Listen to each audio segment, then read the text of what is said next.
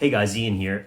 Video today concept is about niching down. And I know lots of people talk about this. This is a new idea, but I want to speak to it from the point of how we were able to scale our agency twice, quite large, in a period of about 12 months. One time well over like 100 grand a month in revenue.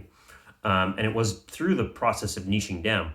Now, this doesn't matter whether you're doing pay per lead or retainer model, or I don't really even care if you're running like Facebook, YouTube ads or whatever. Just listen to this if you're in a creative type of business and you're servicing other businesses with something. All right. So, whenever we're starting off in our sort of creative business, our agency, our freelance, our consulting business, whatever we do, whether we write, run ads, media buy, create videos, whatever, build websites, we start kind of, okay, down here, we're kind of like learning stuff because we don't know squat, so we're interested and we're trying to get going. We're in this like extreme learning phase where we think we know everything, but we don't, right? And quickly we learn we don't. But as we scale up here and we're learning more, we kind of become a good generalist, right?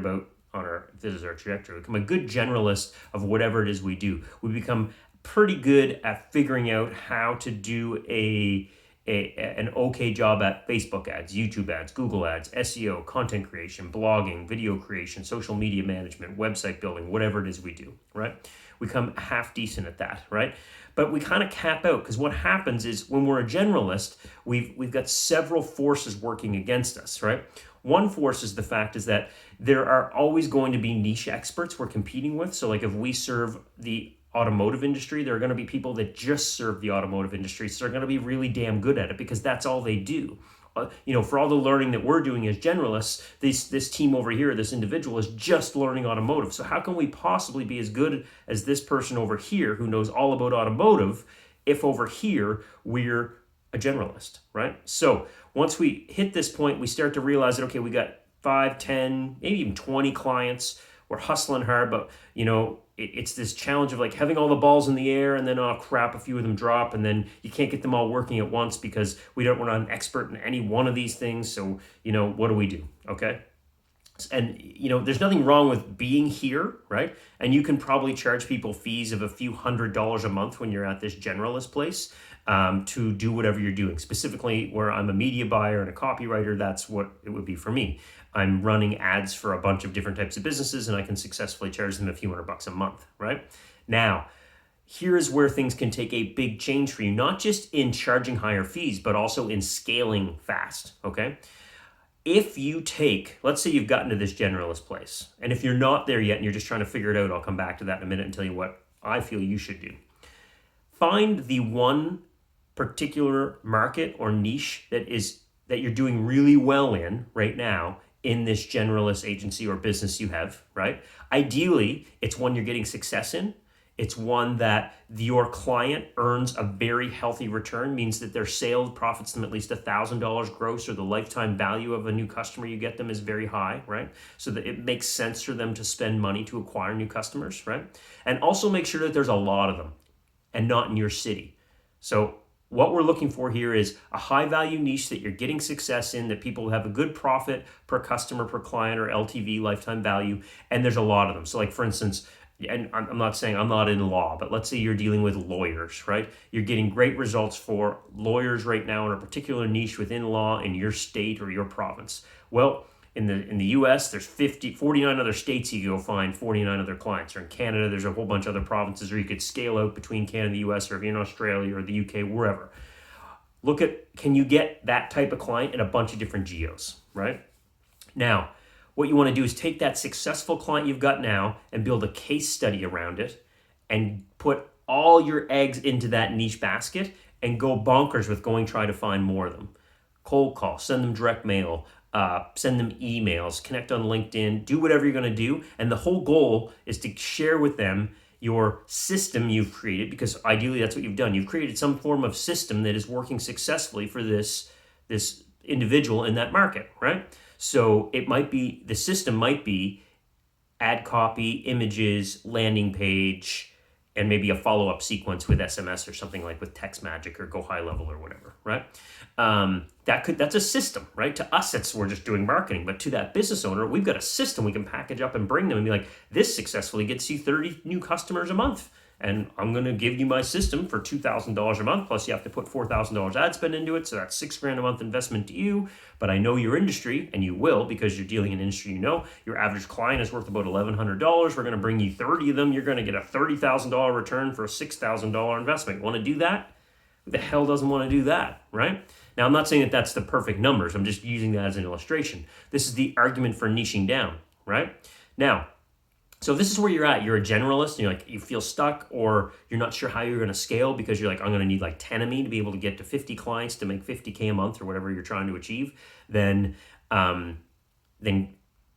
think about this seriously, what I just said. Think about finding that best client, the client that earns you, that doesn't complain, that makes a lot of money off your services, that you've got success for, that you could package up and sell again at another geographical location, okay?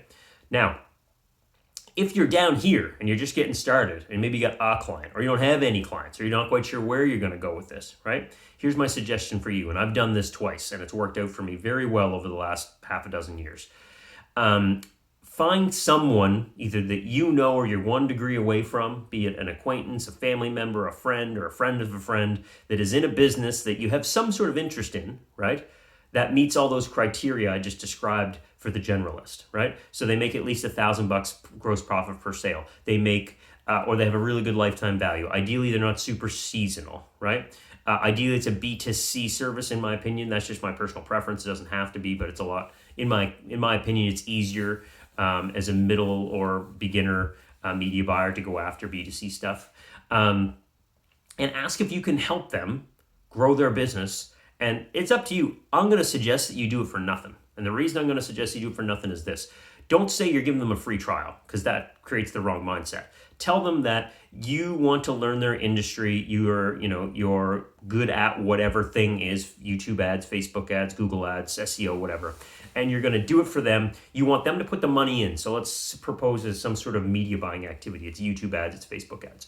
You want them to put the money in for the ad spend, $100 a day, whatever, $50 a day. You're going to put the sweat equity in to build the landing pages, write the ad copy, create the creative, learn the market, ask them questions. That's the reason. What you're getting paid in is information. You're getting paid in the value of that business owner speaking to you directly about the best types of clients they have, understanding the lingo in the industry, which is going to go a long way when you're selling to his other colleagues or her other colleagues across the country or internationally, whatever it is, right? Get it working. Build your system with, air quotes, build your system with that particular individual, right? So put the work in to make it work for that client, which you're technically working for free monetarily, but they're going to make your monthly revenues skyrocket, because once after 30 or 45 days, you've got the success with that client and you're going to build a case study out of them. You're going to be able to go out to the market now and you're going to go find more people like that individual that need results. And you've done it already. You've done it once. You know what's going to work. You've learned the lingo. You've asked the questions. You've split tested up the yin yang. You know what creative works. Now you can go from your state to another state, or your city to another city, or your province to another province and find another one. And you only need one. This is the thing, right? So the model to get to, say, 10K a month is to get that case study, charge them, say, and then ideally you want, if you've got someone that is going to make $1,000 a pop off your sale, then you can probably charge them $1,000 a month minimum to advertise, to manage whatever you're managing, and then just go find 10 of them, right? I know that doesn't seem simple, but what other business can you literally put work into and grow a $600,000 a year business, in under a year, right? It's hard. You can't. It's all this other noise out there that makes us think that we should be way ahead of where we're at. We should be able to build like $1 million business or $50,000 a month or $40,000 a month at the drop of a hat. It doesn't work that way. It's hard work.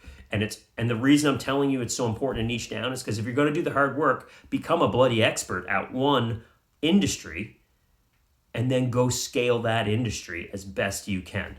Right? If you stick in the generalist thing, what's going to happen is you're going to fall mercy to the tides and ebbs and flows of all the digital network platforms. You're going to fall mercy to when, Facebook ad accounts get shut down, or when YouTube starts to change policies, or when SEO loopholes get closed, or whatever, right? If you become an expert in an industry, well, then you can look to find multiple ways to service that industry and build your business and your platform and your income off of that particular vertical. So I could talk about this for a long time, but think about this. Grab a piece of paper, start thinking about your best clients or the industries you're interested in, and figure out how you can potentially scale up this idea into a successful business for you. And you can. I believe you can, absolutely. I've done it more than once now, right? So thanks for watching. As always, subscribe below. If you've got any questions or comments, post them below. If you're looking specifically for YouTube ad information, sign up with the link in the description. You can join our YouTube ads mastery list, and you'll get our daily updates with new YouTube tips and information on how to grow your agency running YouTube ads for clients. So thanks for watching, and we'll see you in the next video. Bye for now.